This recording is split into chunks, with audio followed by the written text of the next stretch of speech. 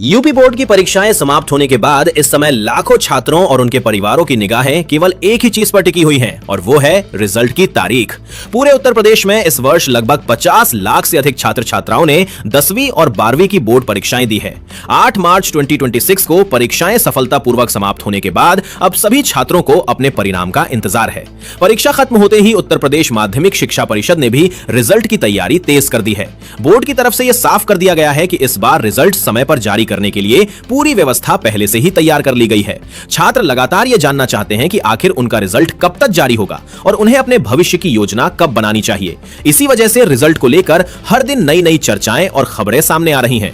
कई छात्रों के मन में यह चिंता भी है कि उनके नंबर कैसे आएंगे और क्या वे पास हो पाएंगे। लेकिन बोर्ड ने साफ कहा है कि छात्रों को घबराने की जरूरत नहीं है, क्योंकि कॉपी जांच और रिजल्ट प्रक्रिया को पारदर्शी और तेज बनाने के लिए कई नए कदम उठाए। परीक्षाएं खत्म होते ही बोर्ड ने उत्तर पुस्तिकाओं की जांच की प्रक्रिया भी शुरू कर दी है। जानकारी के अनुसार पूरे उत्तर प्रदेश में इस बार लगभग 249 मूल्यांकन केंद्र बनाए गए हैं, जहां कॉपियों की जांच की जा रही है। इन केंद्रों पर हजारों शिक्षक और परीक्षक नियुक्त किए गए हैं, जो रोजाना बड़ी संख्या में उत्तर पुस्तिकाओं की जांच कर रहे हैं। कॉपी चेकिंग प्रक्रिया को पूरी तरह निष्पक्ष और पारदर्शी बनाए रखने के लिए सभी मूल्यांकन केंद्रों पर सीसीटीवी कैमरों की व्यवस्था की गई है। हर गतिविधि पर नजर रखी जा रही है, ताकि किसी भी तरह की गड़बड़ी या लापरवाही की संभावना न रहे। इसके अलावा बोर्ड ने यह भी निर्देश दिया है कि सभी परीक्षक निर्धारित समय के भीतर कॉपियों की जांच पूरी करें, ताकि रिजल्ट में किसी प्रकार की देरी ना हो। इस बार तकनीक का भी इस्तेमाल किया जा रहा है, जिससे मूल्यांकन की प्रक्रिया पहले की तुलना में और अधिक तेज और व्यवस्थित हो सके। बोर्ड का कहना है कि अगर इसी गति से कॉपियों की जांच जारी रही तो परिणाम तय समय से पहले भी घोषित किए जा सकते हैं। रिजल्ट का इंतजार कर रहे छात्रों के मन में कई तरह के सवाल उठ रहे हैं। कुछ छात्र इस बात को लेकर चिंतित हैं कि कहीं उनके नंबर कम ना आ जाएं, तो कुछ ये सोच रहे हैं कि इस बार पास होने का प्रतिशत कैसा रहेगा। मीडिया रिपोर्ट्स के अनुसार बोर्ड ने संकेत दिए हैं कि इस बार छात्रों के हित को ध्यान में रखते हुए मूल्यांकन प्रक्रिया को थोड़ा लचीला बनाया गया है, यानी छोटी मोटी गलतियों के कारण छात्रों को पूरे अंक से वंचित नहीं किया जाएगा।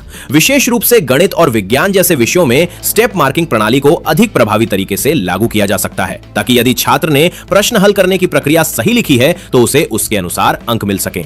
इस निर्णय का उद्देश्य यही है कि मेहनत करने वाले छात्रों को उनका उचित परिणाम मिल सके।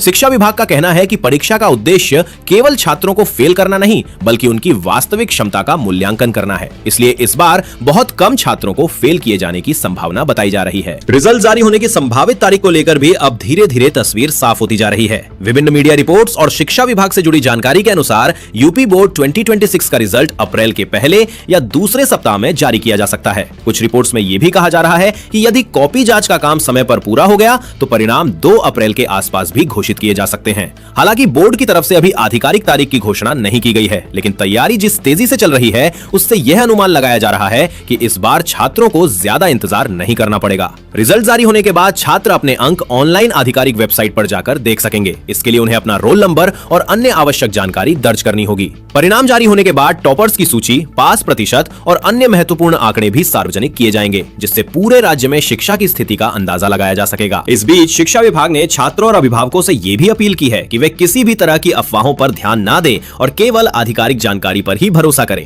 बोर्ड का कहना है कि रिजल्ट तैयार करने की पूरी प्रक्रिया बेहद सावधानी और पारदर्शिता के साथ की जा रही है, ताकि किसी भी छात्र के साथ अन्याय ना हो। छात्रों को सलाह दी गई है कि वे रिजल्ट का इंतजार करते समय घबराएं नहीं, बल्कि आगे की पढ़ाई और करियर की योजना पर ध्यान दें।